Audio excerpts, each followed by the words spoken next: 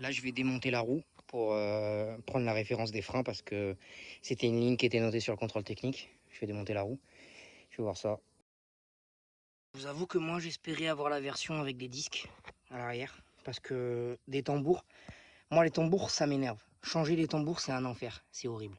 Il n'y a pas pire. C'est de la grosse daube. Là, c'est bon, j'ai récupéré les freins. Donc, c'est rattrapage automatique en plus. Ça doit être des freins de Renault, je pense. On voit la différence. Lui, il a été bouffé. Lui, il a rien. Donc, je vais prendre ça pour commander la bonne référence. Et il faut faire la même chose des deux côtés. Un problème qu'il y a aussi sur ce moteur, c'est la fuite, comme je vous en ai parlé. Donc, d'après moi et mon beau-père, ça serait le cache-culbuteur. On est loin d'être sûr, mais on a l'impression. Donc déjà, il faut que je le nettoie pour pouvoir ensuite essayer, voir où est-ce que ça fuit un peu, parce qu'il est pourri, ça se voit que ça fait longtemps qu'il fuit. Donc on va faire ça dans un premier temps et puis on verra bien. Bon là les amis, ce qu'on a fait, c'est qu'on a recouvert avec des sacs poubelles les parties électroniques qu'il faut éviter de toucher, parce que je m'apprête à nettoyer le moteur, donc l'alternateur, le radiateur au cas où, là parce que j'ai vraiment peur de, comment dire, que le moteur prenne l'eau, et là-bas il y a la bobine d'allumage. Ça je le fais avec ça, donc ça franchement c'est super pratique, super mafrazole. Je le mets dans un pulvérisateur. Je vais pulvériser un petit peu sur le moteur. Je vais attendre que ça agisse un petit peu. En principe, ça fait une espèce de mousse blanche. Et après, quand tu passes le Karcher, il n'y a plus rien. On verra bien. Hein. De toute façon, je vous filmerai le résultat après. Je vous ai pas filmé toute la partie où je cache le reste, où je cache le tout parce que c'est inutile. Là, on va faire ça et puis je vous reprends après. Je vous montre quand même. Donc, regardez. En fait, ça fait une espèce de mousse. Et bon, ça pue la mort. On voit que c'est hyper chimique. Et ça fait une espèce de mousse comme si ça bouffait la merde. Et plus tu laisses agir, plus le résultat est satisfaisant. Donc je verrai bien. Je vais laisser agir là 10 minutes, un truc comme ça, et puis on verra. Voilà le rendu. Donc ça fonctionne super bien parce que là, en fait, pour vous expliquer, c'est vraiment, j'ai laissé agir. J'ai à peine passé le Karcher, j'aurais pu passer un tuyau d'eau sans pression, que ça devient comme ça en fait. Une fois qu'on l'a laissé agir correctement, la boîte, elle est neuve. Bon, le bloc, il est pas très beau.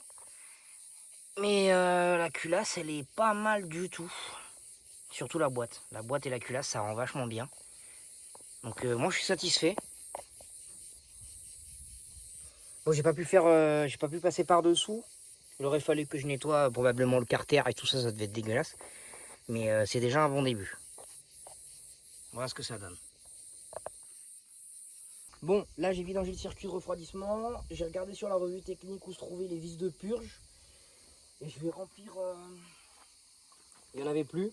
Donc je vais le remplir de liquide de refroidissement. Et on va remettre les vis de purge petit à petit. Alors, je sens que je vais me louper, mais c'est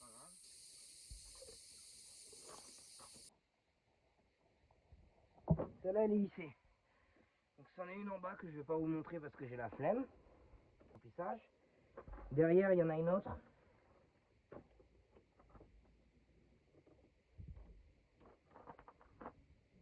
Ouais, elle est là.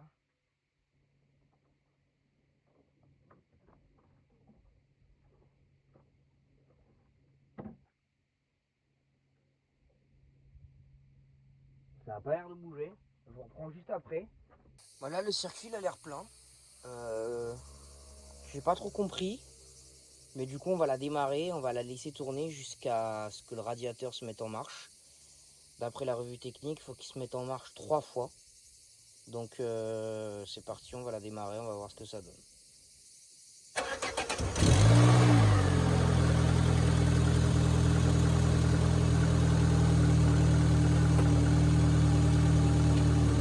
Bon, là, elle tourne. Et je vous reprends quand le radiateur il s'est enclenché. Bon, la voiture chauffe. et elle surchauffe. Et le radiateur se déclenche pas, j'ai le seum. Ça me casse les couilles. J'ai même plus envie d'y penser. Et en attendant, je vais faire les freins.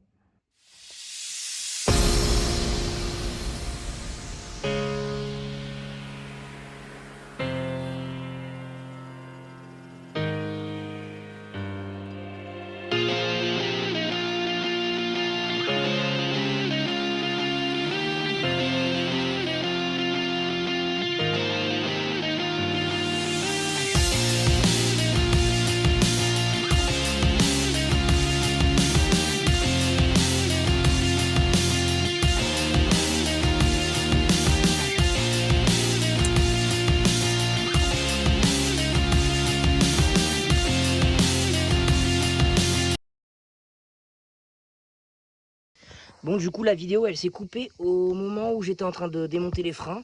Donc là, ils sont tout neufs. Je sais pas si on va bien voir. Les cylindres de roue sont posés. Les mâchoires. Il faut juste que je règle le réglage automatique. Et après, c'est terminé. Donc c'est comme ça de ce côté-là.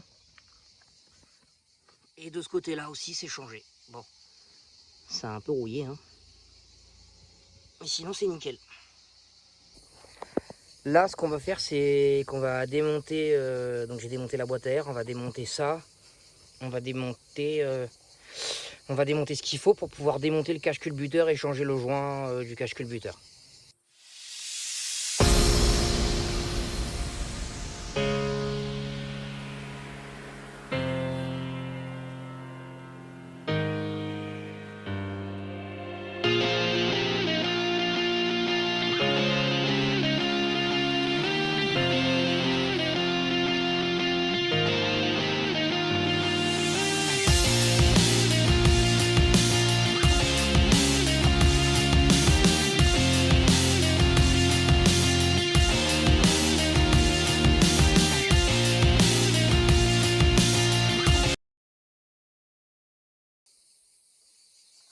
Derrière aussi, c'est dégueulasse.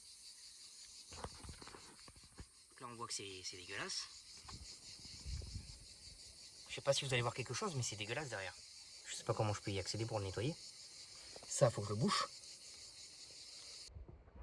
J'étais en train de chercher par où il se démontait. En fait, c'est par là, là.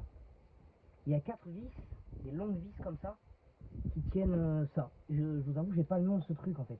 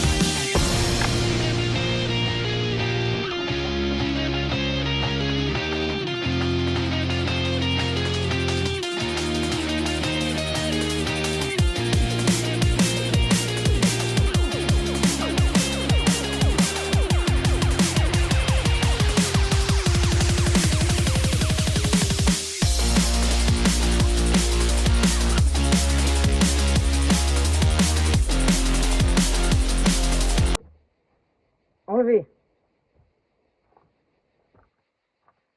Lui, il méritera un bon coup de nettoyage. Comme ça, il sera tout neuf, tout propre. Donc voilà. Là, on peut voir que du coup, c'est dégueulasse. J'ai nettoyé, mais j'avais nettoyé avec des trucs dessus. Donc là, c'est dégueulasse. Là, c'est dégueulasse. Donc forcément.